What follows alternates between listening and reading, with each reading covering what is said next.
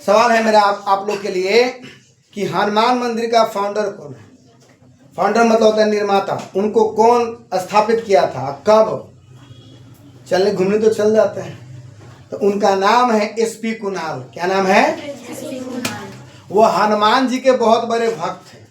जब वो 4-5 साल के ही थे ना, तो उनसे बोला तो उन्होंने कहा कि हम रहें या ना रहें, हम पटना में एक ऐसा जगह, ऐसा मंदिर बनाएंगे कि लोग जब कहीं से आएगा जाएगा तो हमारा दर्शन करते हुए आएंगे और जाएंगे। तो जाके देखिए कि जंक्शन से निकलिएगा और हनुमान जी का दर्शन होगा। बोले I'm right or wrong? अब बताते हैं, समुद्र में जाओगे ना बेटा, तो यहाँ माता रानी, यहाँ पे सब छोड़िए, यहाँ पे हनुमान जी है सामने में, उन्हीं के जस्ट जैसे सीढ़ी पे चढ़ेंगे आप, तो इस साइड में बाएं में आपको एसपी कुणाल जी का, जैसे माता भगवान का जो बनाता है मूर्ति, वैसा उनका भी बॉक्स बना करके अच्छा से फल चढ़ा उनका पूजा किया जाता है। तो अभी जिंदा है? नहीं, वो चले गुजर गए, रिटायर होकर के जॉब, तो वही सोचे। अब बताते हैं, महावीर आयोग संस्थान भी कैंसर का भी वो खोले हुए हैं ट्रस्ट। मतलब जो भी कमाए ना, तो लोग क्या करता है, कमा करके दिल्ली में, मुंबई में, कहाँ ले लेते हैं। बट ये इंसान क्या किए, बिहार के ही थे और यहीं के लिए सोचे कुछ ऐसा क्यों ना कर दे। तो हमारे माननीय जो है एसपी कुणाल जी वो बनाए, और आज तक तुम जाना वहाँ लिखा हुआ है कि स्पष्ट नाम है कि नहीं, निर्माता का नाम, और ट्रस्टी चल रहा है कैंसर का एक संस्थान, आरोग्य कैंसर संस्थान, तो उन्हीं के ट्रस्टी से है। तो सोचिए, वो चले गए, बट हम नाम के हम जानते हैं। आप भी अब कहीं जाओगे तो बताओगे उनका फाउंडर कौन है, एसपी कुणाल। तो जिंदगी में याद रखना है कि कुछ करो तो कुछ बेहतर करके जाएंगे, कि आप नहीं भी रहिए तो कुछ दिन तक लोग याद रखें। क्या है ना, ऐसे भी कहा गया है, वो जवानी जवानी क्या जिसकी कोई कहानी ना हो। तो लोग कहानी दूसरे चीज में सोचता है ना। तो इन सब चीज में नहीं, मोह माया से दूर रहिए, सफलता निश्चित है। और जो बच्चा 8वां 5वां 6ठा में इस समय, क्योंकि देखो जो बच्चा तेज होता है ना, तो भगवान जिसमें गुण होता है उसमें एक आध दो अवगुण डाल देते हैं, और वो अवगुण को चीर फाड़ कर जब निकल गया, सफलता मिल जाएगा उसको सब। क्योंकि देखो तुम लोग वो तो लकी हो जाए, भले डांट फटकार मिलता है, बट तुमको कोई जिम्मेवारी नहीं है, पढ़ने का मौका मिला है तो कुछ बेहतर करो। तो चलिए हम चलते हैं ग्रामर की ओर, और आप सभी को तहे दिल से स्वागत है हमारे इस चैनल में। और बेहतरीन, आज हम आपको ना लिखवाएंगे ना छपवाएंगे, केवल समझाएंगे कि भाषा में ग्रामर का क्या महत्व है। ग्रामर का बहुत महत्व है शुद्ध और प्योर अंग्रेजी बोलने के लिए, और किसी को समझने के लिए, और ट्रांसलेशन का जवाब देने के लिए। जैसे अगर आपसे कोई पूछा कि आप पटना कब गए, तो कहेगा when I am going Patna. तो ये महागलत सेंटेंस है, क्योंकि क्रिया का पहचान सदा वाक्य के अंत में किया जाता है। क्रिया का पहचान कब किया जाता है? वाक्य सदा अंत में किया जाता है। और जब भी हम कोई भी वाक्य हम बनाएंगे, तो अगर हमारी पहचान, अगर हमारा जो स्ट्रेटजी है, सपोज सब्जेक्ट वर्ब ऑब्जेक्ट पे कमांड नहीं होगा, हमारा वाक्य कभी सही नहीं होगा। डेमो देते हैं, जैसे अब वो सेंटेंस यहाँ लिखते हैं, देखते हैं जवाब कौन देता है। तुम गलतियाँ बनाना, ठीक है, तब तुम प्रूव करेंगे ग्रामर से कि सही है कि आपका वाक्य गलत है। अब गौर से सब देखो,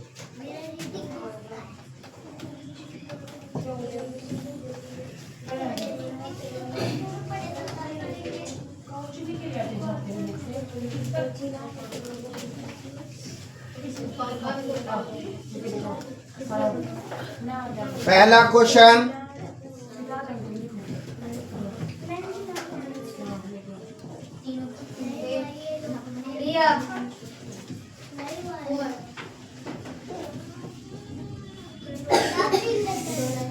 केवल ये 2 सवाल है। पहली सवाल है कि मैं आम खाने ही वाला हूं, मैं आम खाने ही वाला हूं, अब मैं आम खाने को हूं। तो दोनों मिलता जुलता है बट सेम नहीं है।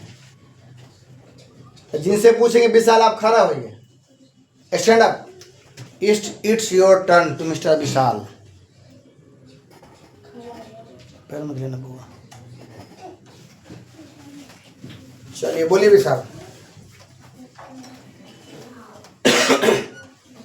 अनुराग स्टैंड अप, आप बताइए। ए don't gossip, don't talk,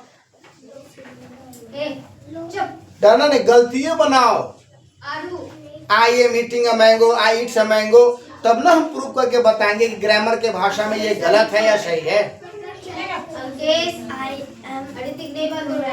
I am eat mango, very good, try तो किया। I am eat mango.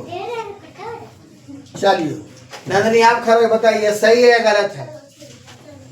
Just stand up and try. चलिए बैठ जाइए, कोई बात नहीं है, बैठ जाइए आप भी। चलिए it's term goes to Anugya. Anugya please tell me about it.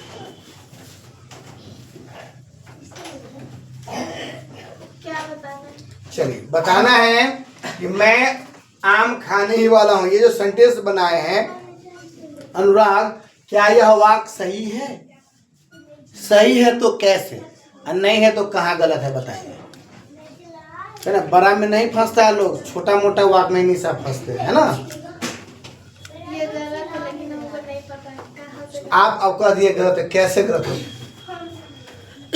अब कह देंगे कि फलाना चोर है, तो कैसे चोर है प्रूव करना पड़ेगा कि हाउ सेज थिंग।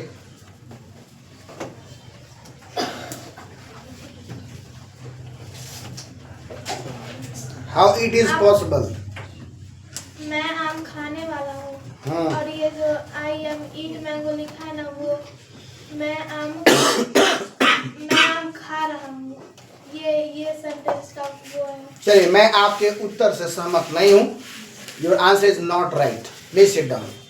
चलिए और कोई बच्चा है तो जवाब दे सकता है, कोई दबाव नहीं है रंजन भाई, तो हम पढ़ाएंगे बताएंगे। कोई है जो बता सकते हैं? चलिए अब हम बताते हैं, ध्यान दो, सीखो, ज्ञान कहीं से मिल सकता है, पढ़ने योग्य किसी का। देखिए निशा बनाएंगे बेटा, आप बनाओगे? आप चलो डरना नहीं। देखो मैं आम खाने ही वाला हूँ। अब यहाँ ध्यान दीजिए, अब पढ़ाए हैं इसमें से 80% बच्चे को ये वाला हम पढ़ाए हैं, है ना। जितना पढ़ाए हैं बंद करके रख दीजिए, जीवन में कभी नहीं आगे बढ़ेगा। हम तुम्हारा कमी निकालेंगे, तुम मेरा कमी निकालो, समय निकल जाएगा, याद रखना। तो मैंने क्या कहा, क्रिया का पहचान सदा जब हम पढ़ाते हैं तो बताते हैं, क्रिया का पहचान सदा वाक्य के अंत में किया जाता है। कहाँ किया जाता है? क्रिया का पहचान सदा वाक्य के अंत में किया जाता है। तो मैं आम खाने ही वाला हूँ, तो इसका सही जवाब होगा, ये गलत है, इसका सही होगा आई एम